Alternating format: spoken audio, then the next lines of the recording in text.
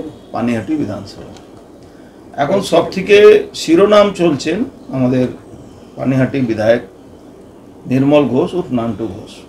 সোজাতে কি বলুন?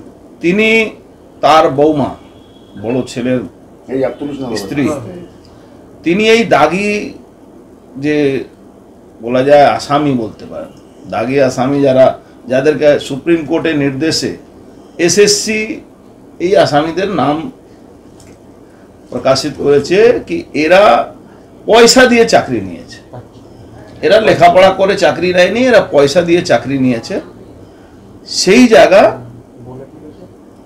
যিনি মাননীয় নির্মল ঘোষ মহাশয়, কালকে দেখলাম প্রথমে তো উনি একটা অভদ্র লোক, এটা সবাই জানে, কিন্তু কালকে প্রকাশ্যে দেখলাম একজন মহিলা সাংবাদিককে উনি যেভাবে ব্যবহার করেছেন, এটা সম্পূর্ণভাবে আমরা একটা তৃণমূল কংগ্রেসের যে কালচার, সে কালচারের জন্য উনি করেছেন।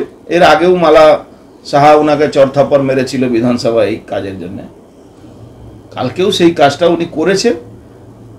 যে মহিলা সাংবাদিকের অপরাধ কি উনি সত্যি কথা জানতে চেয়েছিলেন।